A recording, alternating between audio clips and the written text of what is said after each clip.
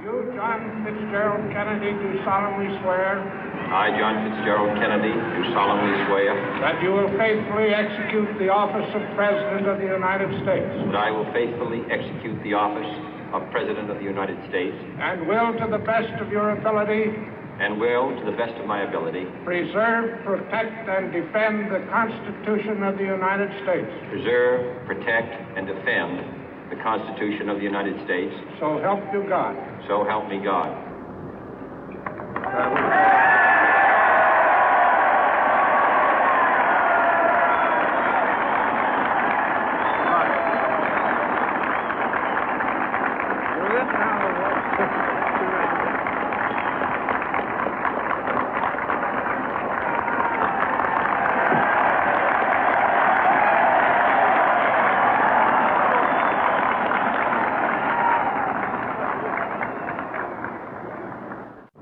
Vice President Johnson, Mr. Speaker, Mr. Chief Justice, President Eisenhower, Vice President Nixon, President Truman, Reverend clergy, fellow citizens.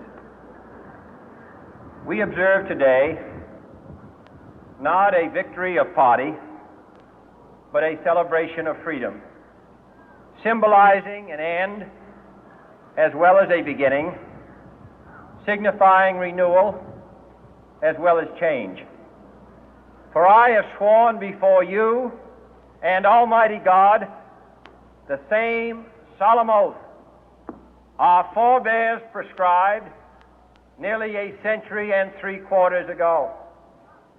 The world is very different now, for man holds in his mortal hands the power to abolish all forms of human poverty and all forms of human life. And yet the same revolutionary beliefs for which our forebears fought are still at issue around the globe. The belief that the rights of man come not from the generosity of the state, but from the hand of God. We dare not forget today that we are the heirs of that first revolution.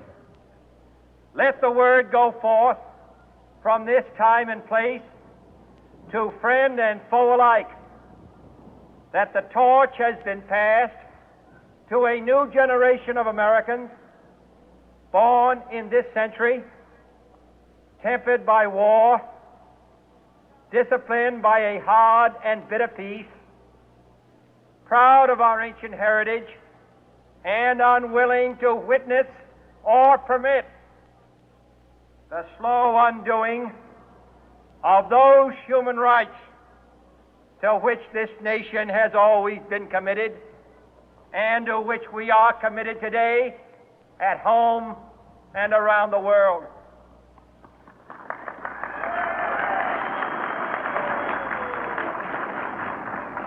Let every nation know, whether it wishes us well or ill, that we shall pay any price, bear any burden, meet any hardship, support any friend, oppose any foe to assure the survival and the success of liberty.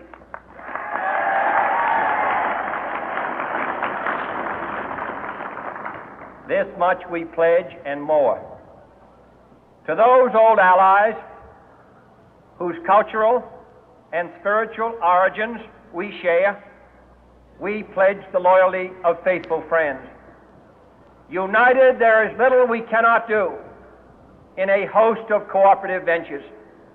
Divided, there is little we can do, for we dare not meet a powerful challenge at odds and split asunder.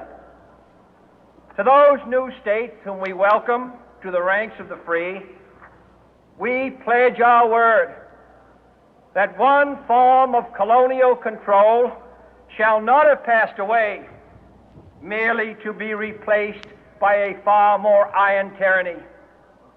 We shall not always expect to find them supporting our view, but we shall always hope to find them strongly supporting their own freedom, and to remember that in the past, those who foolishly sought power by riding the back of the tiger ended up inside.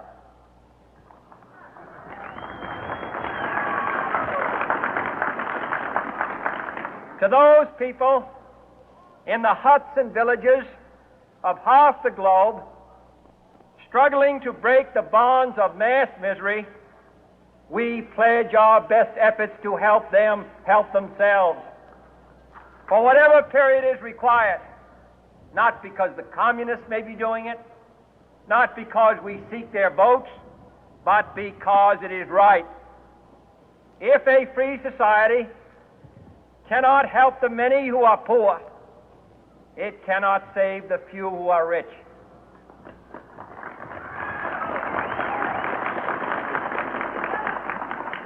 To our sister republics south of our border, we offer a special pledge to convert our good words into good deeds, in a new alliance for progress, to assist free men and free governments in casting off the chains of poverty. But this peaceful revolution of hope cannot become the prey of hostile powers. Let all our neighbors know that we shall join with them to oppose aggression or subversion anywhere in the Americas. And let every other power know that this hemisphere intends to remain the master of its own house.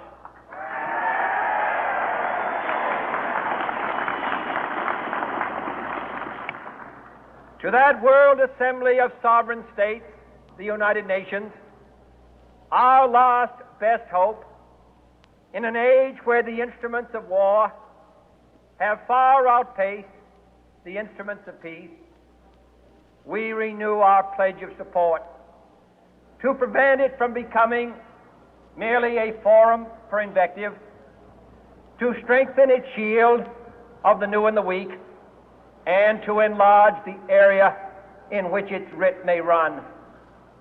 Finally, to those nations who would make themselves our adversary, we offer not a pledge, but a request that both sides begin anew the quest for peace.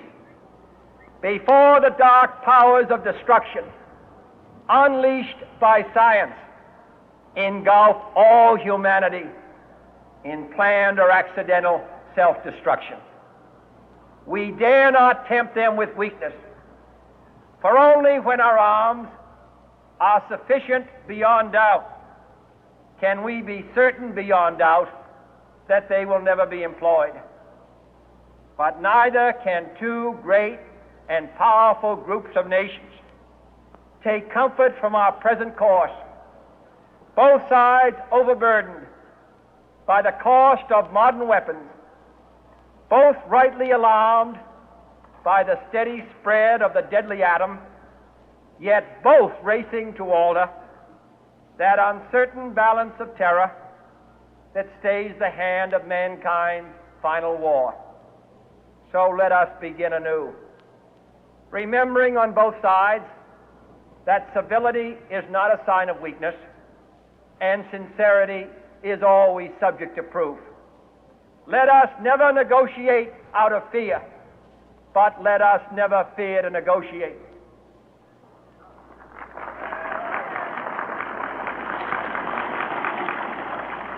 Let both sides explore what problems unite us, instead of belaboring those problems which divide us.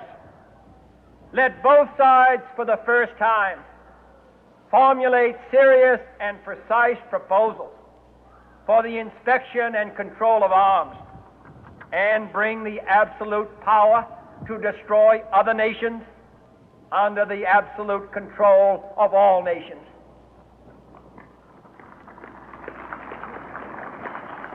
Let both sides seek to invoke the wonders of science instead of its terrors.